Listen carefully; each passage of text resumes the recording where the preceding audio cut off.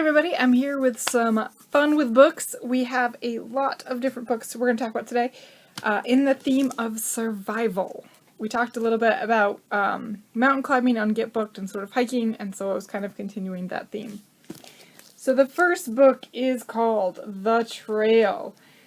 Toby and his best friend planned to do a lot of things together. They had a whole list that they were planning to do, and hiking the Appalachian Trail was one of them. Lucas isn't here to do it, but Toby is determined that he's going to fulfill their pact and finish the list. But, you know, that means blisters and heat and hunger, bears, loneliness, and of course memories of him and his best friend. And then a storm comes up. And I really like the little tagline here. It says, "Stay warm, stay dry, stay fed, and survive." This one, Alone. This is a little bit different.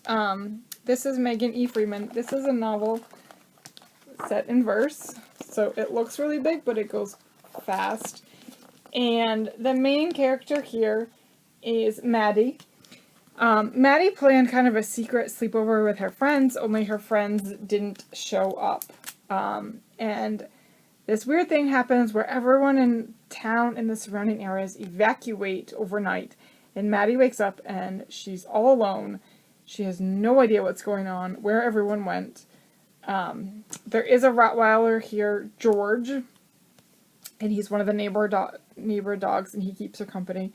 And so she's really just trying to survive and trying to figure out what to do, how to eat, how to have shelter, and how to deal with like loneliness and growing up and wondering if she's ever going to see anybody again. It's really neat. Distress Signal. This is Mary E. Lampert. There is a class trip. Lavender is on a class trip with her class. Sorry. And she's having some trouble with her friendship with her best friend. Her best friend has kind of befriended this other mean girl in class, and Lavender's having a hard time dealing with that. So she sort of inadvertently gets them caught away from their class, and a flash flood comes. And of course it's very dangerous. As you can see, the water is there, and they have to figure out how to survive. So it's Lavender and her ex-best friend Marisol, and her new friend Rochelle, and a boy named John, and it's a survival story, so it's good. There's a lot of danger and action and things of that nature. And then Everest. This is a trilogy. The first book is checked out. This is Gordon Corman's trilogy.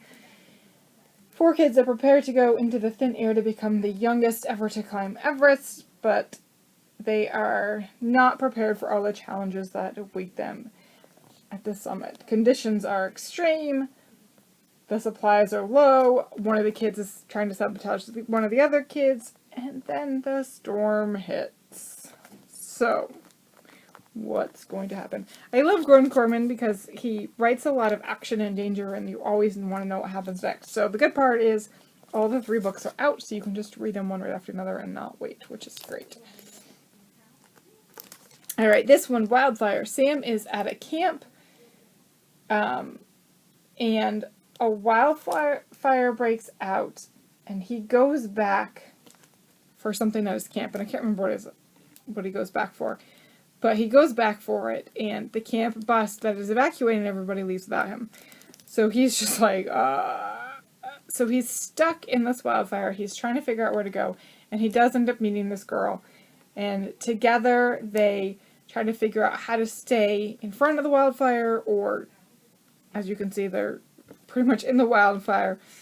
But how are they going to get out of this without dying? And then this one, Roland Smith,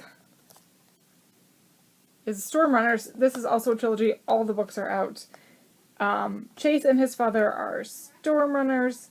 They kind of go across the country in pursuit of different storms, like hurricanes and tornadoes and things like that. And Chase learns a lot on the road because, you know, he likes that kind of learning, and he's not so much of a school kid. But right now he's at school, The Weather Channel has said that this hurricane is not going to hit this town. The kids go on the bus, and they go home, and the weather turns deadly immediately.